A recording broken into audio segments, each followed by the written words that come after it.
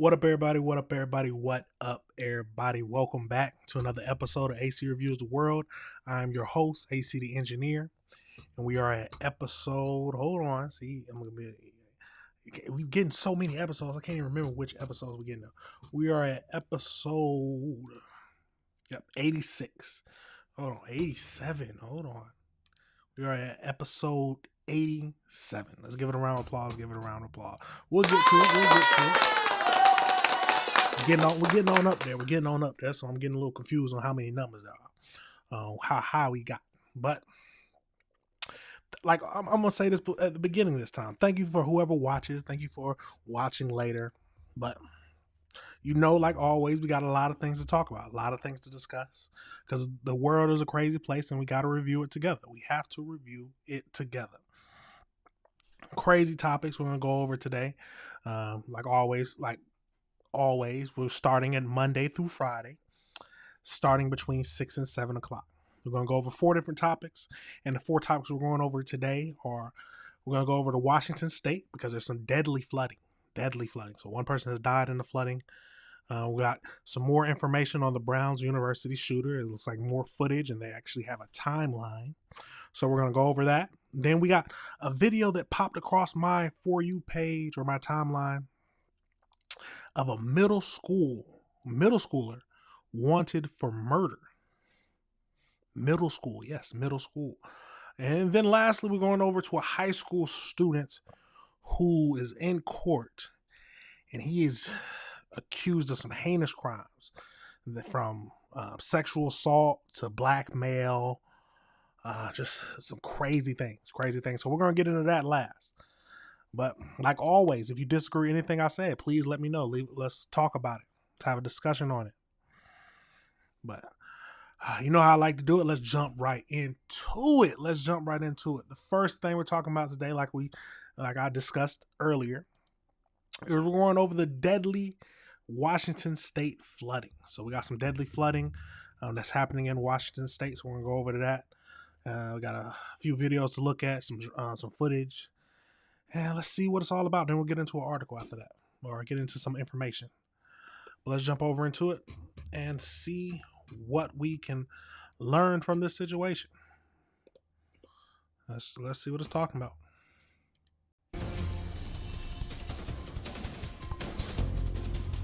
And the Washington floods have turned deadly. Officials say a car drove past road closed signs into a flooded road, killing the driver. Evacuation warnings are in place there after 2 levees breached, and now the next part of the storm could bring high winds and even snow to some parts of the Northwest. ABC News meteorologist Kenton Jawecki is here with more. Kenton, what are you watching for? Now, let me say something. It's always somebody who thinks they can beat the flood water. They're just like, oh, okay, my car still make it. And some cars can, and some cars can't. But don't risk your life just for a maybe. Come on now. Your car has to be very tall to make it through flood waters, and then you don't know what's under the waters in general. The road could have collapsed. Anything could have happened. Just be smart when you take the risk. But let's keep going. We're going to be watching for this flooding. There's going to be more of it. We're also watching for more landslides on roads, especially in Washington and in Oregon as the week goes along. We also have a lot of high wind as well for the next few days. Gusts 55 to 85 miles per hour in a widespread region, pretty much all over the Northwest. And when we look at the rounds of this heavy rain, you can see the next big round is coming tonight, from Washington down to Northern California. Then there's a break tomorrow, just some mountain snow. On Thursday, the next round comes. This time the fire hose is going directly at Oregon, Eugene, and Portland, getting heavy rain there. And then we're looking at a total through Friday of really a widespread 2 to 4, but especially in Oregon with that Thursday and Friday system, getting a widespread 4 to 6 or even more than that half a foot of rainfall. In the mountains, they're going to get 2 to 4 feet of snow, Diane. All right, Kenton Jawecki, thank you. Absolutely. Alarming. My 2 German Shepherds going. Let's get into this next video. Alarming. My 2 German Shepherds going crazy, and I'm like, what's going on? My wife wakes me up. She's like, something's going on. So I step outside, and very vaguely I hear, evacuation. And I'm like, you're still trying to wake up. And I'm like, Oh, okay. Yeah, you can say that again. Probably one of the worst ways to wake up. Breaking overnight, a flood barrier giving way, sending floodwaters rushing into the town of Pacific, into homes and businesses. You see people wading through it this morning. We've been watching rescues happening this morning as people scrambled to get out of their homes in the dead of night. We have live team coverage on every angle of this latest breach in King County this morning. This time in the town of Pacific, you're looking at one flooding area on the left, an evacuation center on the right where people have been coming and going and running to safety there with their pets and kids. A rare flash flood warning issued there, which is still in effect until about 7:45 this morning, so about 45 minutes to go. Thanks so much for getting with us on a busy Tuesday morning. I'm Steve McCarran in for Holly Menino. I'm Kelly Koopmans. Because of the flash flood warning and evacuations in the city of Pacific that are ongoing now, we are staying on over Good Morning America and simulcasting on our sister station, ARC CW. For the very latest on the storms and the threat of water to come, meteorologist George Waldenberger has more on the flash flood warning. It's extremely rare around here, but we have now had 3 in a matter of days, all because of flooding, including our infrastructure. And let's be clear, there's not a lot of rain falling right now. This is from active river flooding and a failure of the network or the system around the levee. This time it was the White River near Pacific. The rain is only spotty. Still, it is falling around Tacoma. We have ongoing flood warnings for the Green, White, and Cedar rivers. And right in the middle of that, there's that flash flood warning until 7:45 this morning for the Pacific area because of that levee system failure. There are numerous other flood warnings, including the Skagit River. At Mount Vernon, this is already rising near moderate flood stage again right now and should peak by either tomorrow or Thursday afternoon or evening at 34 feet, which would be just under what we had last week with that historic flooding. You'll get that peak or that crest a little earlier in Concrete, which is farther upstream. But coming up, though, I do want to walk you through the showers that are falling now, how they build through the day. Now, let me say this. Those of you wondering, oh, well, wow, they should have built them better. They should have built the levees better. Now, you might be wondering that. You might not. Just something that popped into my mind that I wanted to let y'all know. If you don't know that any kind of structure is built with a certain degree of, how should I say this, a certain degree of flood that they're expected. So it's like a certain year, like because 500-year, 1,000-year flood, stuff like that. So they're designed to support that amount of flooding, what they're estimating from the 1,000-year storm, 500-year storm. So that's what there are now. I don't know about these levees or anything like that, but that's how the standard is now. So simple terms, the levee was said that it could hold a certain amount of water. It either had too much water over that limit, or it wasn't structurally sound enough to hold even the amount that it said it could. So those are the only 2 options. But that's just my little rant, but let's keep going. When they transition more to mountain snow and the winds you'll also experience coming up in the next 24 hours, Steve. All right, George, thank you. Let's get back to that breaking situation we've been tracking all morning out of the city of Pacific and King County. Just a stunning situation unfolding while most people were sleeping. And just chilling hearing that emergency broadcast, knowing this was not a test and that people in Pacific needed to get out of their homes immediately after the White River flood infrastructure called the HESCO barrier gave way in the dead of night. We have crews fanned out across Pacific in King County. We want to begin with KOMO's Natalie Fahmy with what we know about what happened overnight. Natalie?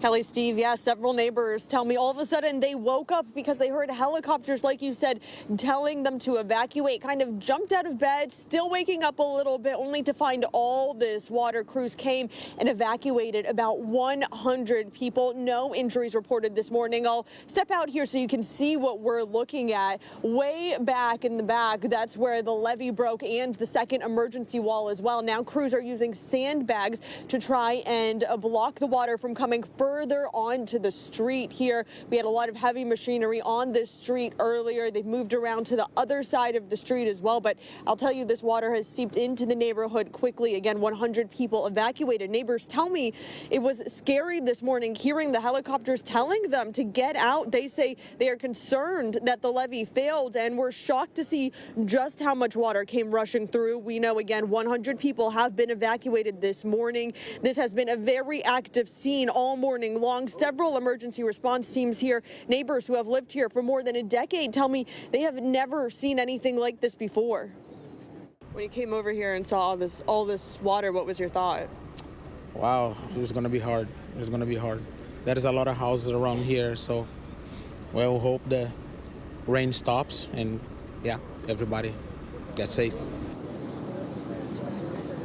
The overwhelming sentiment from neighbors this morning is that they just really hope that their neighbors are safe and are hoping for the safety of everyone. Was just thinking about how when it's dark outside, you can see there's a lot of water and it looks like it's probably pretty bad. But when that sun comes up, we'll really have a good idea of just how far this spans, how much water there is in these neighborhoods this morning. Live in Pacific, I'm Natalie Fahmy. It is absolutely crazy situation. We're not going to watch that whole video. But it is absolutely crazy situation. You got to think also, one person has died from this situation. So that's a terrible thing. That's the one person. But he, got to be honest, he drove through the barrier when it said do not cross. So it wasn't the flood that killed him. It was the flood, but it also was his brazenness to try to cross the flood waters, which is a terrible thing, But we also want to think about the homes and the damage. Yes, your life is saved. But then they got to look at how they're going to cover for the damages, because that's the thing. After you realize that you're all safe, you still have to go back through and actually just see what the damage is, so you can actually stay and see if you can live in the house. That's a good thing. But let's look at this little drone footage real quickly. Little drone footage just to see the flooding. So you remember, those are the sandbags that they mentioned. They're just flowing over the sandbags. I don't know. That's not the same area, I don't think, but what they was trying to do. Or they're trying to block it up now. Okay, good. Water still rushing in the entire time.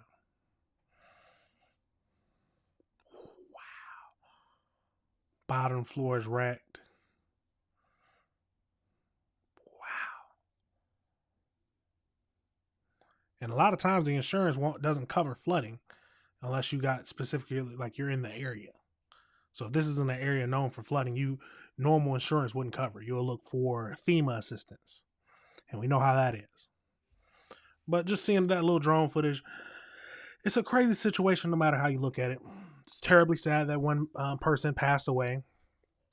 But overall, just Mother Nature, you cannot underestimate Mother Nature. And please look at the road signs. If you're not positive that you can cross it, or just to be better safe than sorry, don't try to cross it if they're saying the road closed and it's flooded out. Absolutely crazy, y'all. Let me know your thoughts on it. Let me know if you disagree with anything I said. We're going to pivot now into the next topic for discussion tonight. We got to go over into the Browns University stuff. So we got the Browns University shooting. The timeline has been released for that situation, and there is new footage out of the shooter. Remember, we was looking at, it was one footage that everybody was looking at, and that's what everybody was going on. But we got some more footage now, so that's good. So let's get over into that and see what we can learn more from this situation. So let's jump over into it and see what we got. We're also following some breaking news out of Rhode Island, where we're expecting a press conference with authorities any moment now on the shooting at Brown University, as authorities are continuing to search through video and knocking on doors for any evidence that may lead to the arrest of the Brown University gunman. Now, remember, on Saturday, a person opened fire, killing 2 students and injuring 9 others. And that individual walked into a lecture hall where students were preparing for exams this week. Officials released this new video of the person, that man, that they believed carried out the attack. The FBI says he is about 5 foot 8 inches tall, with a stocky build, a very. You all remember the first dude they looked at? He was skinny. Oh, that's crazy. Pacific Gate. Now, the agency is offering a $50,000 reward for information leading to that suspect's arrest. I want to bring in CBS News legal reporter Katrina Kaufman to talk a little bit more about the manhunt here. Katrina, the FBI just released that new video showing the timeline of the suspect near the campus. Can you walk us through what we're learning today, given that new video? That's right. They've released that about 6-minute long video, and then they've also just released another enhanced video where we see a more enhanced version of what we were just looking at on screen. Show him moving through the neighborhood, and it starts before the shooting happened. So they go street by street. They mark out the street markers because there's been a big effort here. They've had to canvass the neighborhoods, going door to door, trying to get additional footage of this person. So we're seeing on here him crossing the street. He intersects with another bystander, a person in white who walks by, moving slowly, very casually through this neighborhood. It starts about half a mile from here, just across the Brown campus. And so we see him slowly walking around on these streets as he made his way to that engineering building where the shooting ultimately took place. We see him here on George Street walking towards Governor. This looks like it likely came from someone's home, perhaps. We can see those columns there as he walks by. So they're really trying to show everyone how he navigated, perhaps hope that people may have spotted him on this trail. They can also compile new footage, that someone will So he was just walking back and forth? Jacket we saw, it's darker on the top and has a brownish, almost khaki-ish lower layer. Dark hat as well. So we're really seeing all of his progress as he made his way to that building. Towards the end of the video, you see the marker of when the shooting occurred, and then we see police cars coming down the street. They're doing everything they can to track this new person of interest after already having someone in custody on Sunday who they ultimately had to release. And they are really asking the public for help here as they try to identify who this is. And we're seeing them really releasing more and more imagery as much as they can as they put out that effort. Imagery we have so far, it seems like, are coming from ring cameras or surveillance cameras that are on people's private homes. I'm curious, Katrina, how has the investigation shifted over the past few days, though, when it comes to searching for this suspect? And I'm curious if you're hearing of any surveillance footage or video or cameras on the campus property that might have more information about him. So one thing I've learned from speaking to sources here is the building where this took place is on the edge of Brown's campus. So that's why the suspect didn't have to go right through the quad here. It looks like they were able to escape into the neighborhood. Something else that's unique about that building where it took place is part of it is older and part of it is newer, a source told me. That classroom where the shooting took place, I've been told, is in the older part of the building where there's not as much surveillance footage. But this is why we're seeing that they've had to go out into the neighborhoods here. So did he know that it was low security cameras, or did he was targeting those specific people? That's what I want to know. These ring camera footage from people's homes, because it looks like he was able to sort of evade on Brown's campus. I think that they are also assessing that as well, looking at these cameras from the neighborhood as they try to track this person down. As I mentioned before, the way this has evolved is that over the weekend they thought that they had captured someone. Sources that I spoke to said on Sunday night they went to bed Someone's messing up that with the person who committed this crime had been captured, woke up the next morning to find out that this was starting all over again. Police really had to begin back at square one. Our correspondent Tom Hansen spoke with the Attorney General today, who said that agencies are working together through the night and they do feel confident that they're going to find who this is. Yeah, it's interesting, Katrina, because they've said, many officials have said they don't believe there's a threat to the community, yet there's still a person that is at large that committed this crime. No threat to the community, but there's still a murderer out there on the loose. We don't know the reason why he killed him. We don't know if it was just a one-time thing. We don't know if he's planning to do it more times. So yeah, there's still a threat. Still a threat out there. That's right. They say that people here should feel safe, but at the same time, they admit that they do not know where this person is. People think it's very unlikely that they would have stayed in the neighborhood. I mean, who knows how far they could have traveled by now, but at the same time, no one really knows, and they do say that this person is considered to be armed and dangerous. Now, yeah, I think you should. I don't know if he's hanging around the place. I don't know if what's happening, but you can't just say the threat is gone or there is no threat in the neighborhood. Because you don't know. You don't know. That's a fact. But let's get over into this next video from News Nation, where they're saying they're saying that Brown's University was targeted. So let's get over into it. Police in Providence, Rhode Island are giving us the best look yet at the person they say killed 2 students at Brown University and injured 9 others. Now, the mayor there hopes that this surveillance footage taken 2 hours before this weekend shooting will lead to a breakthrough in their urgent search for the killer. News Nation's Marcus Espinoza has the latest for us from Providence. And Marcus, what are we learning about the gunman's actions? Hey, Anna, good morning. Here we are, day 4. Still no suspected shooter in custody at this point now, as investigators are trying to track down that person you just saw on that video. They did make it clear that this was his intended target. This was intentional to shoot and kill these students inside Brown University. They released new surveillance video of him taken just hours before the attack. And Chief Oscar Perez says this individual definitely targeted the school. Investigators say this new footage gives a better view of the man's face, which they hope will generate new leads after the false alarm with the initial first person of interest. Rhode Island Attorney General Pete Nerona has asked for patience here, describing this complex investigation as pulling threads. Some of them you pull and the garment doesn't open up, and other ones you pull and the garment comes undone. I think when you go out and get a better image of the person's face, that can only help the public, help us identify this person.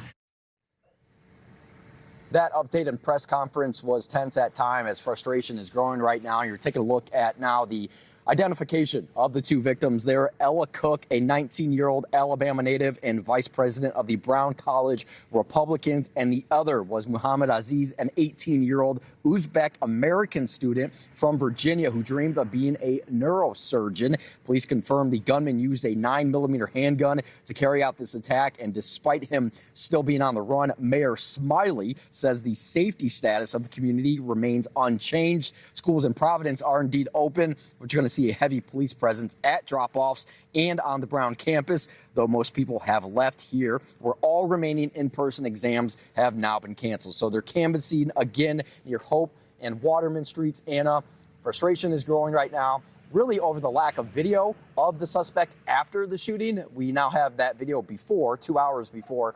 But of course, folks, want to know where he went. Where is he? Obviously, police want to know that answer. So if you have any footage near that area, get it to authorities immediately. It could be that break. Thank you for watching. It could be what they need. The footage that's on your camera that you don't even know about. It's a crazy situation, horrible situation. But hopefully he is caught. He is caught soon. And he stays in jail for the rest of his life. Now, something that I just want to I thought about, they said the exams were canceled. So, I mean, just as a former college student myself, I want to know, do they get a passing grade for the exam, or is it canceled to where if they're basing it off of what you did for the rest of the year? Or so that's just me thinking, because I'm a college student and engineer, thinking about that. But overall, it's a tragic situation. And 2 students lost their lives. And we don't even know how many other students are traumatized from this situation. Anytime, I always say this, please go seek help if you need it. Please go seek help if you need it. Because some people can't handle it. And that's perfectly fine. That's perfectly fine. Just go seek help if you need it. Hopefully, but the killer is still on the loose. Killer is still loose. One person was falsely accused, and he looked, just looking at the build now and the build of the one who was accused, you couldn't even think that he was the killer. But it's a crazy situation no matter what it is. We're going to keep up with this story until he is caught. Let me know your thoughts, y'all. Let me know if you disagree with anything I said. It's a crazy world, but what do I say? We got to review the world together. We have to review the world together. Let's go over into our next topic for today. Our next topic, a middle school killer. Yes, I said it, a middle school killer. It looks like there's a middle school student who is wanted for murder. He's wanted for murder of I believe a 24-year-old man. So let's get over into it.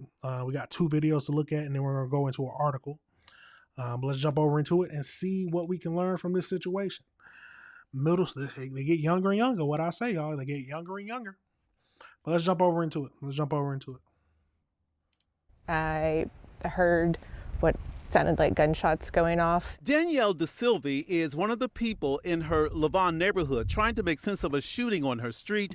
Gunfire. One of her neighbors did not survive. I kind of poked my head outside to see what was going on, and the cops were saying, like, go back in. Just before 9 o'clock Saturday night, Lavon police responded to gunfire at a pop-up gathering in the 700 block of Wellington Drive. It's the Crest Ridge Meadows neighborhood, usually quiet. Officers found 24-year-old Romero English shot. Witnesses told police during a fight, a 14-year-old boy shot English and left the gathering before police arrived. Their heavy officer presence got the attention of even more neighbors, like Maddie Tanner. I don't know that I feel unsafe now. Maddie eventually learned the 14-year-old is a Community Trails middle school student. The district putting schools on no visitor status as a safety measure. Chief J. Michael Jones and his officers know who the 14-year-old is and sends this message. We need you to come in. We need you to be safe. We want to hear your side of the story. It is kind of crazy that it was on my street. And although right next door, Maddie Tanner doesn't know the victim's family personally, but knew they had company often, but never suspected anything like this. You know that there were other kids. They seemed nice when, kind of waved whenever we passed each other. Maddie, just like Chief Jones, urges the teen to surrender safely, knowing police everywhere. Eventually you'll get caught. Won't stop looking until he's in custody. In Collin County, I'm Scoop Jefferson. Now, a 14-year-old during an argument pulled out a gun and shot him. Well, at least that's what I'm thinking. We don't know if we don't know the whole situation yet, just based off this little information. But it sounds like he shot the 24-year-old. And they're looking for him. At the end of the day, teach our kids how to, I don't know the whole situation, but if he was the one who pulled out the gun during the argument, I will say we need to teach our kids conflict resolution, walk away from the situation, and then why do they got a gun in the first place? There's a lot of questions, but let's go over into this next video, see if they give us some more details. Hello. Police in the Collin County city of Lavon are continuing to search for a middle school student who shot and killed a man. Good evening. I'm Steve Eager. I'm Heather Hayes. That shooting happened at a party Saturday just before 9 p.m. And today, the school district added extra security at its campuses. Fox 4's Lori Brown live with the latest. Lori. Heather, police just identified the murder victim as 24-year-old Romeo English of Rowlett. Community ISD says that the suspect attended middle school here at Community Trails Middle School, but they say that he had been absent for more than a month since November 11th. I was at home just watching TV, and I heard what sounded like gunshots going off, and then within minutes, the whole street was surrounded with cops. Danielle DeSilvi says she never would have expected a middle school student to murder a man on her normally quiet neighborhood street. It was a little nerve-wracking, not knowing what was going on and what happened. So I kind of poked my head outside to see what was going on, and the cops were saying, like, go back in. The Lavon police chief says the 14-year-old shooter and the victim got into an argument at a party at a home on Wellington Drive at 8:50 p.m. Saturday. Initially, the altercation was broke up, and sometime later, a few moments later, or sometime later, the teenager produced a firearm and fired multiple shots, striking and killing the adult. Police say the teen then got away on foot. Police did. He couldn't handle it. He felt too disrespected. He felt that he needed to prove that he won the argument. Something wrong with the generation nowadays, or it might just be something's wrong with the parents who's teaching them. did find the gun. The chief says they believe the shooter left Lavon and they don't think he has a motive to kill anyone else. And while I would caution, there's always a threat to the public from someone who's a criminal who may be armed. We don't believe that this individual has any reason or intent to come back and attack anyone in our city. That said, I would caution never approach a criminal, especially someone who's wanted for murder. Another neighbor, Maddie Tanner, says she wants to find out how the teen got a gun. It's probably not just the kid's fault that something like this has happened. The chief says he hopes whoever is helping the teen hide does the right thing. If you are harboring the suspect, it is in your best interest and his best interest to contact the closest local law enforcement agency. Community ISD told us in a statement that until the suspect is apprehended, their elementary and middle school campuses will be closed to visitors. They also have increased security as a precaution. Heather. All right, Lori Brown. Absolutely crazy situation. Let's go over into an article and see if they give us a little bit more information. So this article by, where is it at? Let's see. Now let's go into this article.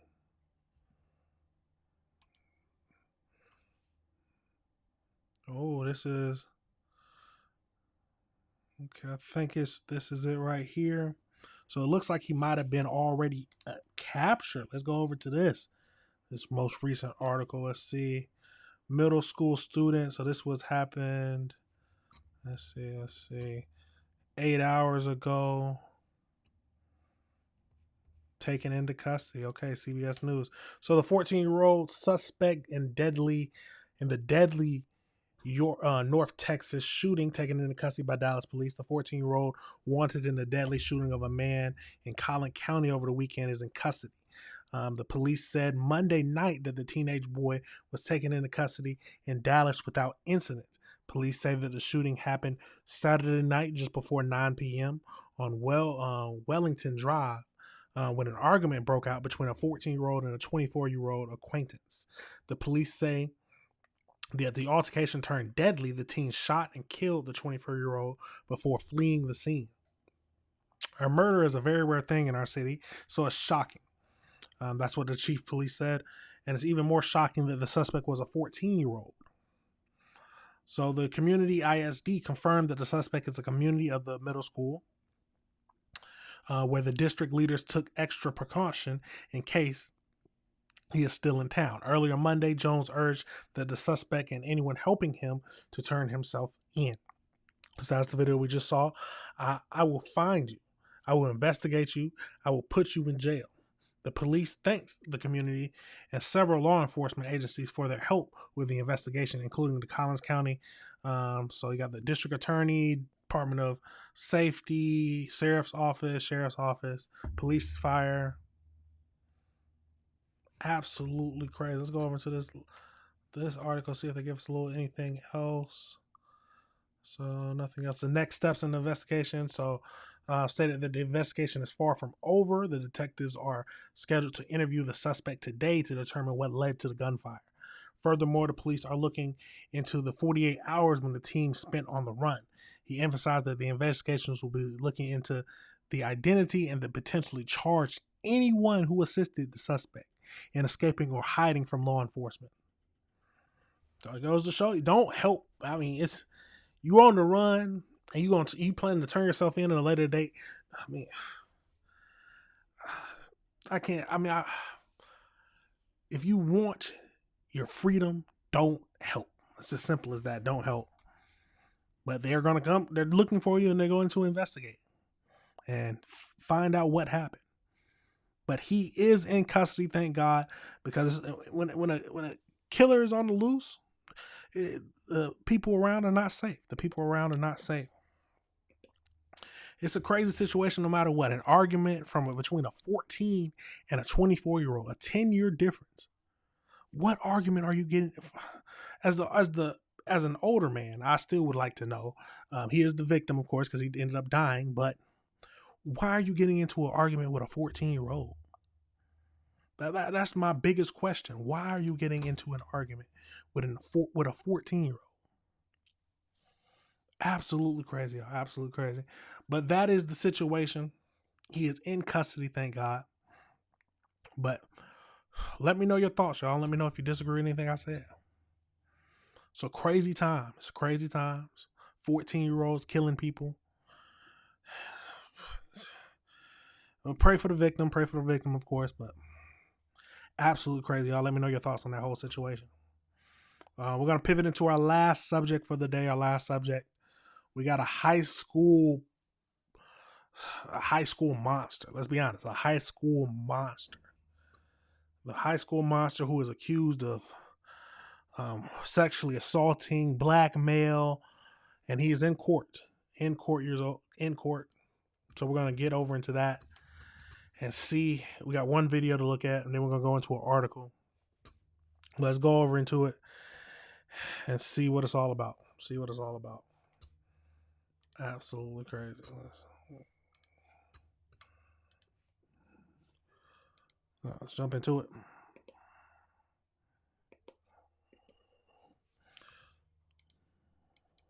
Developing now, detectives call a high school student a predator, seen here, accused of raping, videotaping, and blackmailing multiple teenage girls.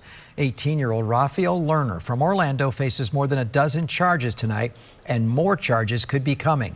Detectives believe he has hurt more victims that are too afraid to come forward, but they may now because he's locked up. Channel 9's Valerie Boy is live. And Valerie, the arrest report describes in detail how he terrorized and even strangled girls he met at school. Yeah. There might just be, I don't know if we can chalk this up to being raised bad. I don't know or if he just was not a good person in general, or he was just, I hate to say it, was he born bad? What is happening? Sexual assault, strangulation? Is this something that's taught, or is it naturally ingrained? Let's keep going. Very disturbing, Greg. And deputies say those incidents date back to 2020, but it all came to a stop, and he is now in jail after someone tipped off a school resource officer. How do you say your last name? O'Reilly, ma'am. 18-year-old Raphael O'Reilly Lerner is accused of raping, choking, slapping, and spitting on a teenage girl and recording the incident. Investigators say he then threatened to post the video online and show her parents if she told anyone or tried to leave him. Alleged victim is 17 years old. The arrest report states it happened several times at his home off Pine Shade Court in Dr. Phillips, and even his car. Neighbors were stunned. I saw when he was getting cuffed, the dad came out. About an hour later, the tow truck company came and towed the vehicle. It's very upsetting. Thank God we don't have no girls ever in the house. Investigators also say he sexually assaulted a 19-year-old and forced a 16-year-old to send explicit pictures saying he was part of a gang and knew where she lived. I don't want him on the internet or being able to photograph or send images to the alleged victims. We tried talking to O'Reilly Lerner's parents, but no one answered the door. Investigators say his tactics are emotionally and physically brutal. He coerces them into sex, becomes extremely violent, and videotapes his victims during the incidents. He's like a pimp. He's like one of them old school horrible pimps that we would see on TV shows. Then threatens to expose them. It's stunning. It's sad. It's like a young kid and already in that kind of trouble. And the judge ordered O'Reilly Lerner to be held in jail on no bond. If you know anyone who has been victimized by him, call OCSO non-emergency line. That number is 407-836-HELP. Again, 407-836-HELP, and a detective will get back to you. Reporting live in Orange County, Valerie Boy for Channel 9 Eyewitness News. Valerie, thank you. Neighbors in College Park tell us they've also spotted a man who was recently released from jail for attacking a jogger. Tyler Fight got Absolutely. We might get into that. Let's go over into this article because we're focused on this teenage predator. Where is he looking at? This sick SOB right here. Man, blackmailing, telling him he's in a gang. Do what I want. Beat him up to multiple women. Hopefully that now he's behind bars. More people will come forward who are actually victimized by him. Absolutely crazy. Let's get over into this article. just so we can see if we can learn a little something else. So this is from Fox News, Fox 11 News. According to WOFL, citing the Orange County Sheriff's Office, 18-year-old Raphael was taken into custody on December 9th after multiple sexual battery incidents that investigators believe occurred between October 29th and November 13th. School officials were notified about an off-campus incident involving Lennar and a 17-year-old student around 12:30 on November 21st. Documents reviewed by the WOFL reported states that the Lennar and the teenager had gotten into an argument before he asked her for sex. She said no. Authorities said that he proceeded to grab the girl's neck and then the back of her head and threaten her. So he alleged threatened to leak photos and videos of the girls if she did not engage in sexual acts with him. With those threats also being sent over text messages, the report states during other alleged encounters, the suspect allegedly physically assaulted the victim, spoke to her in a degrading manner, and raped her, strangled her, and then when she refused to participate in the acts a second time, the victim told the law enforcement that she believed the suspect recorded those incidents. Oh, Jesus, this is sick.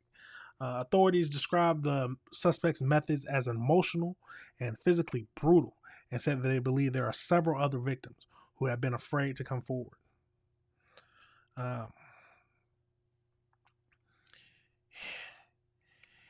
So he coerces them into sex, becomes extremely violent, videotapes and photographs his victims during sex.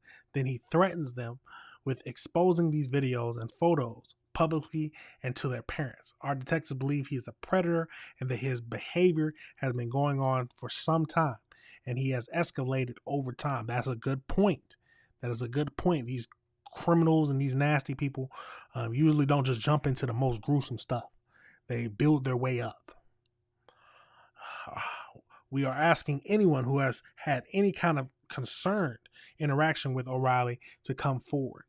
They reported that he has been involved in the following prior incidents. Deputies responded to a call regarding a sexual battery in August with a 19-year-old woman accusing him of sexual battery.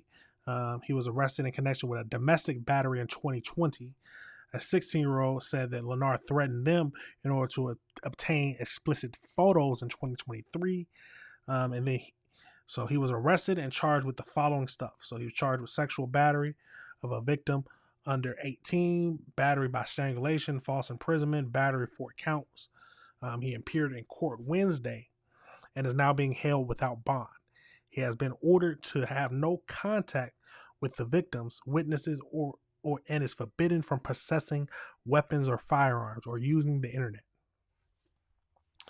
Absolutely crazy. There are some sick individuals, demons in this world, and they can be very young. They can start out young. But my question still poses. Is this an ingrained thing, or is this something taught by the parents? Or is this something maybe taught by his environment? Can they just be born bad, or is that something that they learn over time? It's a crazy world we live in, y'all. It's a crazy world we live in. But we got to review it together. What I always say, we have to review it together. Absolutely crazy situation. I'm happy that they gave him no bond. I'm happy about that. It hurts my heart sometimes when I hear these people get bond. Absolutely crazy, y'all. Absolutely crazy. Let me know your thoughts on that situation. Let me know if you disagree with anything I said. It's a crazy world, but like I always say, we got to review it together. We have to review it together.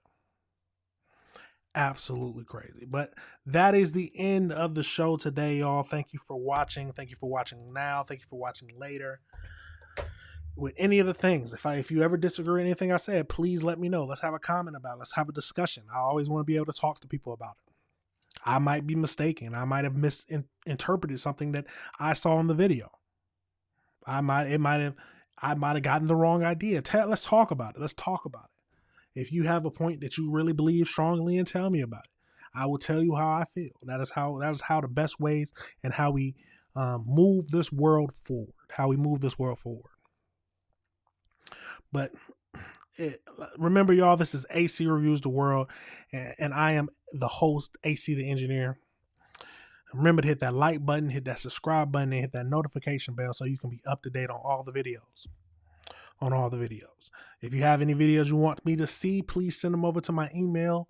It's acreviewstheworld@gmail.com, a dot after the A and a dot after the Z. These videos will be broken down, y'all already know, but y'all have to play the outro before we end it. But that's it for now, y'all. I'll see y'all tomorrow. Peace.